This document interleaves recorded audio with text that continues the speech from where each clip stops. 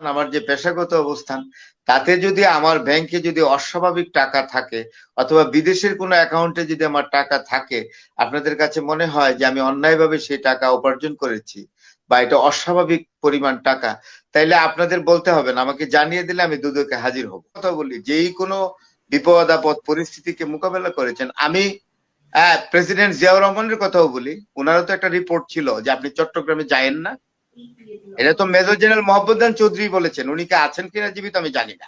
বাংলাদেশের যে রাজনীতির যে এলোমেলো একটা পরিস্থিতি তৈরি হয়ে আছে অনেকদিন যাবৎ, এটা একটা পরিচ্ছন্ন অবস্থায় আনতে হবে। এটার জন্য সংস্কারের দরকার, আবার নির্বাচনেরও দরকার। কি কষ্ট এবং যন্ত্রণার যখন দেখি যে এত বড় একটি রাজনৈতিক দল আওয়ামী লীগ, বাংলাদেশ আওয়ামী লীগ, যেই দলের একটা উজ্জ্বল ঐতিহাসিক প্রেক্ষাপট আছে, সেই দলের নেতারা যখন চলে গেলেন, আমরা কোথায় যাব? আমার তো যাওয়ার জায়গা নেই, আর যাওয়ার জায়গা থাকলে আমি যাব না। আমি কেন যাব বলুন? আমি আমার দেশ ছেড়ে কেন যাব?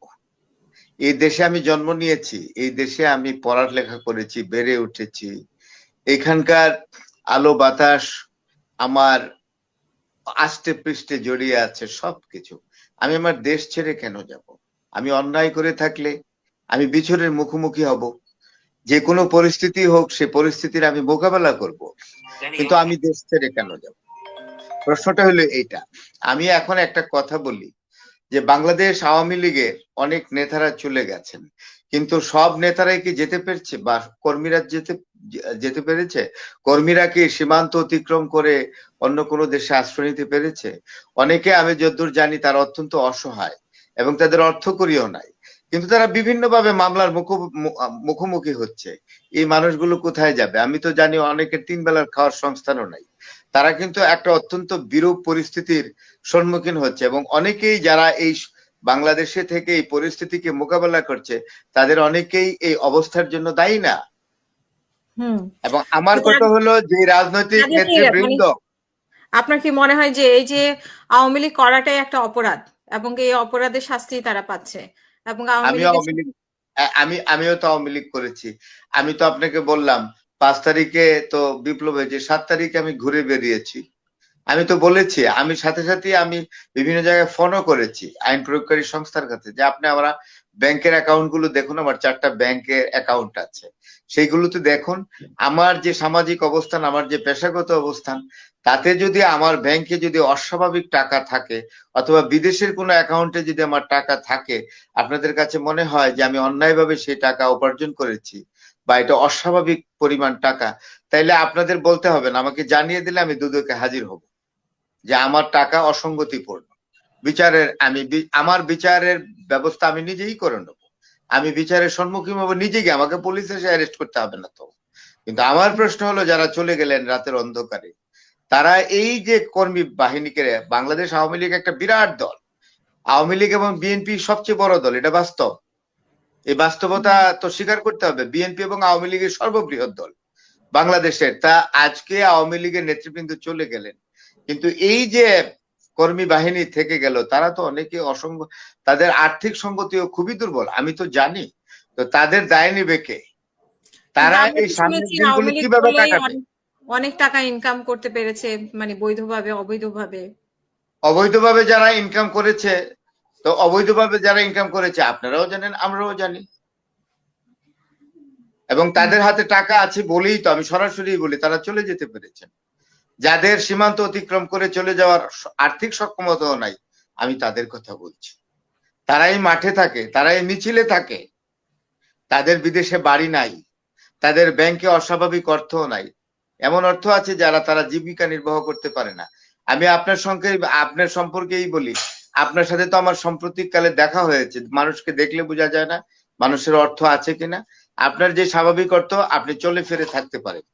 আপনিও আমাকে দেখেছেন, অস্বাভাবিক কিছু দেখেছেন? Even I don't have a car, আমার একটা গাড়িও নাই, হাসিনা আপা, আপনি জানেন। তো আমি কেন এই রাস্তা দিয়ে ঘুরে বেরিয়েছি? আমি জানি যে আমি অপরাধ তো করিনি, তারপরেও যদি আমাকে আইনের মুখোমুখি হইতে, আমি আমার জবাব দিব। এই হইলো কথা, এই পর্যন্ত গেল। তবে একটা কথা হইলো, এই সবচেয়ে বেদনা, আমি তাদেরকে নেতা মনে করি না যারা কর্মীদেরকে ফেলে দিয়ে নিজের জীবন রক্ষার জন্য বা নিজের নিরাপত্তার জন্য দেশ ছেড়ে চলে যায়। আমি মনে করি তিনিই প্রকৃত অর্থে নেতা, যিনি যেই কোনো পরিস্থিতির মোকাবেলা করতে পারে। এই দেশে আমি অনেক আমার বয়স হয়েছে, তো I already cross 60, I am running now 62।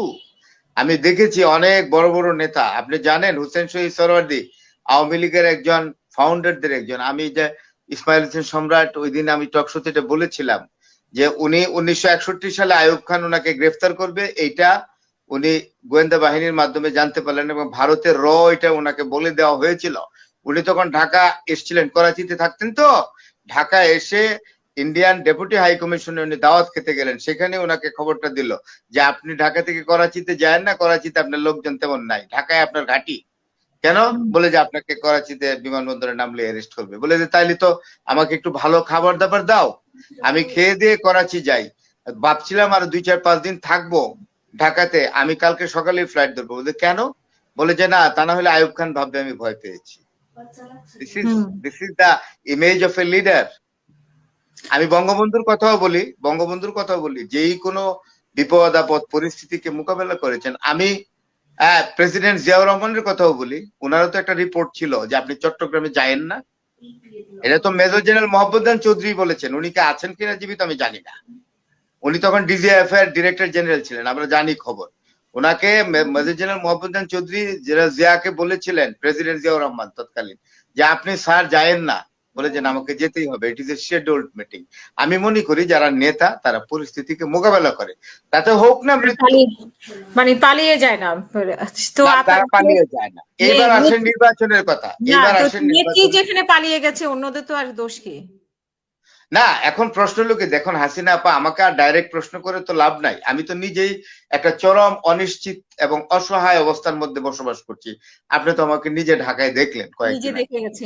এখন কথা হচ্ছে যে অনেক আওয়ামী লীগ হয়তো রাস্তায় হাঁটতে পারে না, কিন্তু আমাকে ইসমাইল সম্রাটও ওই দিন দেখছে, জাহাঙ্গীর আদিল সাহেবের বাড়িতে, ওই যে শারফুদ্দিন হাউসে। তারা আমাদের সম্পর্কে আত্মীয়, মামা হয় আমার। জাহাঙ্গীর আদিল সাহেব আমার নানা হয়। আপনি হাঁটতে পাচ্ছেন, অনেকে হাঁটতে পারে না আওয়ামী লীগের কেউ। আমি তারপরেও যদি কেউ সন্দেহ হয় আমাকে চেক করুক, আমার ব্যাংক অ্যাকাউন্ট দেখুক, বিদেশে বাড়ি টাড়ি আছে কিনা দেখুক না। আমি তো নির্দ্বিধায় বলি, যদি অসঙ্গতি থাকে আমাকে নিয়ে যান, আমাকে ইনভেস্টিগেশন করেন না, সমস্যা তো নাই। তো এরকম কথা তো কয়জন বলতে পারবে আমি ঠিক জানি না। আমি মনে করি এই যে দেশ ছেড়ে চলে যাওয়া, এর মধ্যে কোনো গৌরব নাই, যেটা আছে অগৌরব। আমি নিঃস্ব মানুষ, আমার কিচ্ছু নাই, অর্থবিত্ত, আমি ছোট্ট একটা বাসস্থানে থাকি, আমি গৌরবের সাথে চলাফেরা করি। এবার আপনার দ্বিতীয় প্রশ্নে যাই, সেটা হলো এই নির্বাচন। দেখুন নির্বাচন যেটা হচ্ছে, সংস্কারও চলছে। হ্যাঁ, রাজনৈতিক সংস্কারের তো প্রয়োজন আছে, এটা আমি অস্বীকার করব না, অবশ্যই প্রয়োজন আছে। বাংলাদেশের যে রাজনীতির যে এলোমেলো একটা পরিস্থিতি তৈরি হয়ে আছে অনেকদিন যাবৎ, এটা একটা পরিচ্ছন্ন অবস্থায় আনতে হবে। এটার জন্য সংস্কারের দরকার, আবার নির্বাচনেরও দরকার। এটাকেও আমরা অস্বীকার করতে পারবো। মুনির ভাই বোধ আমার সঙ্গে এ বিষয়ে খুব একটা দ্বিমত পোষণ করবেন না বলে আশা করি। তা আমি বলছি কি, যে নির্বাচনের সময় এবং সংস্কার, এই দুটো বিষয়ের মধ্যে একটা সমন্বয় করে একটা যৌক্তিক সময়ের নির্বাচনটা দিয়ে দেওয়া দরকার। হ্যাঁ, এটা আমি মনে করি আর কি। সংস্কারেরও দরকার আছে, আমি কিন্তু অস্বীকার করি না, অবশ্যই সংস্কার করবে। সংস্কার এবং নির্বাচনের সময় এই দুটোর মধ্যে সমন্বয় করে তাড়াতাড়ি ব্যবস্থা নিলে ভালো হয়। কারণ রাষ্ট্রীয় জীবনটা পরিচ্ছন্ন হোক, সুস্থভাবে চলুক, এটা আমি চাই। এই যে আমরা যে রাষ্ট্রীয় জীবন পরিচালনা করছি, একটা পরিবর্তন তো এসছে। এই পরিবর্তিত পরিস্থিতিটা যাতে আরো স্মুথ হয়, শান্তিপূর্ণ অবস্থায় যায় এবং রিপ্রেজেন্টেটিভ গভর্নমেন্ট যাতে আসে, যেটাকে আমরা প্রতিনিধিত্বশীল সরকার বলি, elected by the free franchise of the people, এটা আসুক, আমরাও চাই, আবার সংস্কারও চাই। আমি দুটোরই পক্ষে আছি, তবে যৌক্তিক সময়ে নির্বাচন দিয়ে দেওয়াই ভালো। তবে আমি মনে করি যে chief executive of the Republic, অর্থাৎ প্রধান উপদেষ্টা যিনি আছেন এখন, আমার মনে হয় যে উনি বিবেকবান মানুষ। আশা করি যে উনি যৌক্তিক সময়ে নির্বাচন দেবে বলে বিশ্বাস করি আমি। ধন্যবাদ। অসংখ্য